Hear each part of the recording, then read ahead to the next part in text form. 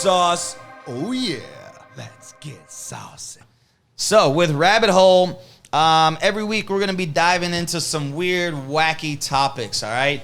Now, in the future, we hope that we're getting a lot of this content from you, the viewer, and that we've got lots of information to grab from.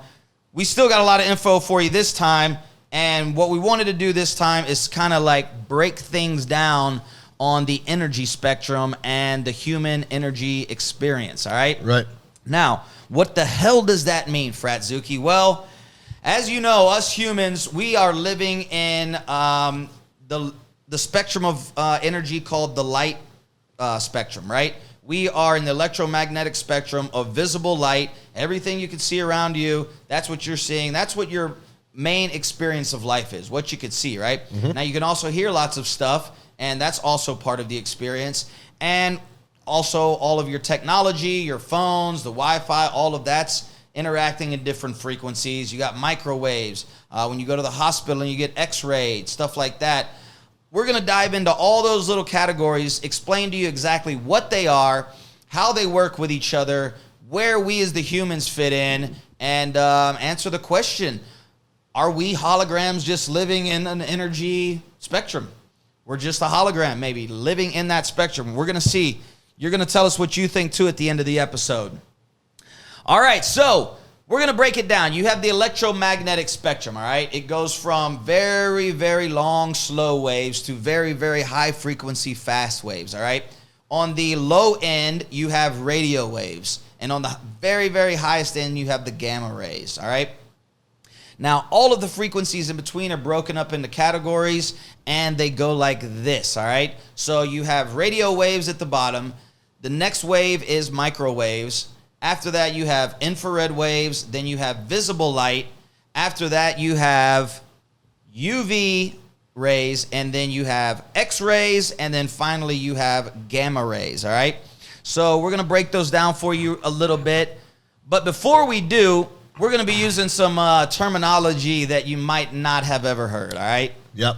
So here's your little homework. Here's your little preview of what's coming up. You got to know these terms, or else it's going to sound like a bunch of weird scientific mumbo jumbo. Yeah, I mean, I'm new to learning this stuff too, so. So, yeah, we're going to dive into it right now. Basically, you got big units of measurement, and you got super, super small units of measurement, all right? So we're going to run down from the biggest to the smallest and let you know what those are. You've heard these words, but we're going to put them into a scale for you so that it all makes sense, all right? When you're talking about something in its biggest form, all right, the way science measures stuff in terms of time, length, mass, something like that, you have a giga, all right? So when you hear gigahertz, gigawatts, something like that, that is the biggest, all right? That is something that's got 9 zeros, okay? So that's basically a million, all right? No, sorry, a billion. You know, you got the 9 zeros and one with 9 zeros after it, all right? The smaller unit after that is called a mega. Same thing, megawatts, megahertz, okay? Mm-hmm. You've heard these terms, all right? That is something that's got 6 zero, 1 to the 6th power, all right? 10 to the 6th power, you got 6 zeros. It's like a million, all right? Coming down from that, you have the kilo, all right? Now, most of you know this. Kilo is 1,000, right? So you have the 1 with the 3 zeros, 1,000. You got the kilo measurement. After that, coming down from kilo, you have the deci, all right? Decimal. You've heard of that. Decimal means 10. So that's why decimal is something that is 1 to the negative 1 power, right. All right? So that is a 0.1, all right? A negative. Now we're going into the negatives, into the decimals, all right? After deci, you still know this one. This is the most common one, is centi, all right? Yep. Centimeters, all right? That is something that is 10 to the negative 2. Centi means 100. You got the 2 zeros after the decimal right there. That is centi. Coming down from that, you also know this. This is easy. Millimeter. That's to the negative 3, all right? That's the opposite of the kilo, all right? The kilo's a plus 1,000. Milli is a minus 1,000. All right, getting smaller. You heard this one too, I'm sure. Micro, all right? Micro is the next one. We keep coming down in multiples of 3 zeros, just like Western math system, numbering system, all right? Micro is to the negative 6. After micro, you have nano. That's starting to become a very popular term now at nanotechnology, things that are in the nano spectrum. This is something with 9 zeros to the negative, all right? It's the opposite of a giga. After nano, it starts getting a little bit more vague, and you probably haven't heard most of these terms, all right? The next one that's the smallest after that is a pica. Yep. All right, so you got picometer, picosecond, things like that. That has 12 zeros, 10 to the negative 12. After pica is femto, Femto, femto. All right, so that is 10 to the negative 15. Now, it kind of stops there on the normal scale. They don't just keep making up words. Things after that, you're talking about you're talking about like a nucleic atomic size at this point, all right? They have 2 more levels of counting when it comes to mass and time, and that is a zepto. Here's your 2 words for the day. Learn them. 2 of your words for the day. We do have words for the day coming for you later. Zepto, so a zeptosecond is 10 to the negative 20. Yep. 20 Super zeros small. behind it. Yeah. Super small. 20 zeros behind it. All right. And what's smaller than a zepto? What's smaller than a zepto, Jay Stevens? Do you know? A yocto? A yocto, that's right. All right. A yocto is 10 to the negative 24. All right. So a yoctometer, a yoctosecond, and the very, very, very smallest unit of everything across the board. There's one unit. It's just a theoretical unit, such as you have infinity, right? Infinity is not a definitive number. It signifies the number that is the biggest number, all right? The opposite of that on the small scale is called the Planck number. Yep. All right? So you're going to see that in measurements of mass, measurements of time, measurements of scale. Okay, so those are some words for you real quick. You got giga, mega, kilo, deci, centi, milli, micro, nano, pico, femto, zepto, yocto. All right, and the smallest measurement of all is the Planck. The Planck. All right, so now that you know that, we are going to break that down and talk about the energy spectrum and where we fit into that, the vibration the human body is putting off, and what are we exactly? Where are we vibrating? What are we? Let's get into it. All right, the lowest of all the waves is called the radio waves, all right? Now, it basically works like this. The bigger the wave, the longer distance you can shoot it, all right? It can go a longer distance. So that's why we use radio waves to shoot long distances, right? Right. These are the big, very long waves. They can travel very long distance without fading out, all right? So radio waves are anywhere from about 30 hertz to 30 gigahertz, all right? So 30 hertz to about 30 gigahertz. Now, within that, you also have microwaves, which take up the end of that spectrum, but radio waves, more or less, 30 hertz to 30 gigahertz. Now, when they're the super low ones, they use that for submarine communication, all right? So the really, really low bassy ones that can travel far in water, they use that for submarine communications. After that, you start getting into television, radio waves, television waves, stuff like that. After the television waves, you start getting into our personal devices, stuff like that. Microwaves, your Wi-Fi, your phone. That's where terms like 3G, 3 gigahertz, 4G, 4 gigahertz. We're on 5G, 5 gigahertz now.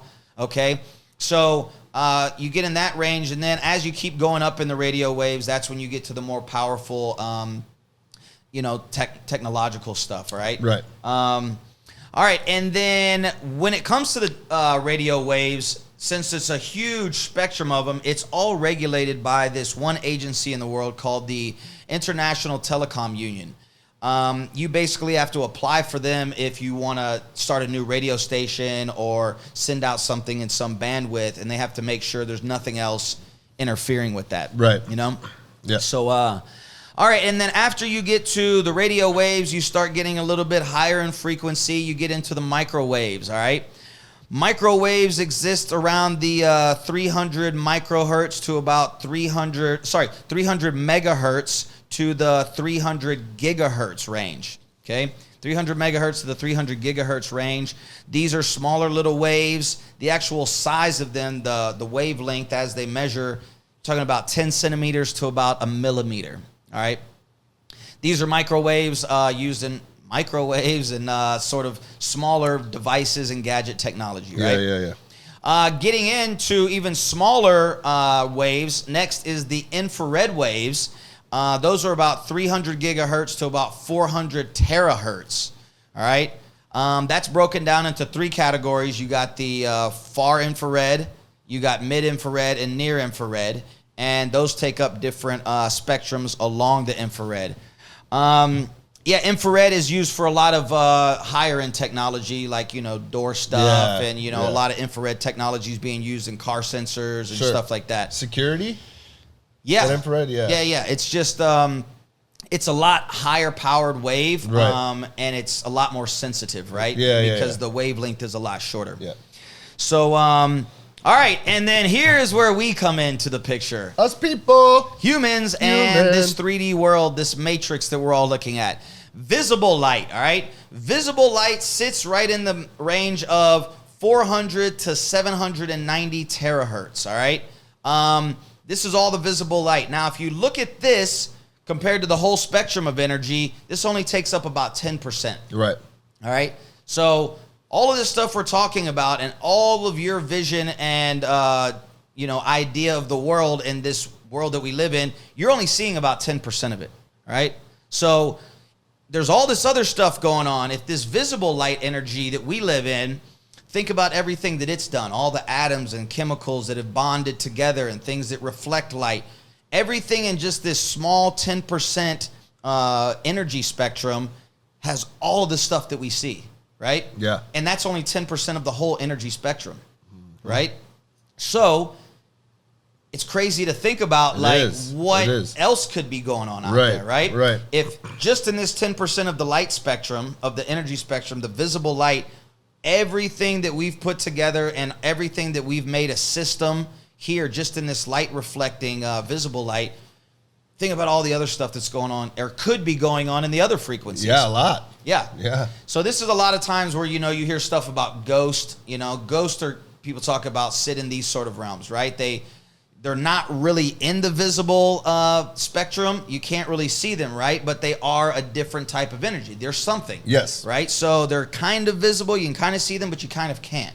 They're vibrating on a level that you can't see. Yeah, different level. All right. Ghosts, we're going to be getting into that on another episode, too. That's a deep one. Yep. So the visible light sits there, and then you start getting up to the really, really high-powered rays that go out of visible range, all right? Next is the UV rays. UV rays is what comes from the sun, all right? That's about 10% of the sun's energy. UV rays, they are vibrating on a frequency of about 30 petahertz. Yeah, 30 petahertz to about 750 terahertz, all right? These are getting real small. These are about 400 to 10 nanometers small, the wavelength. Heading after that is the X-rays, all right?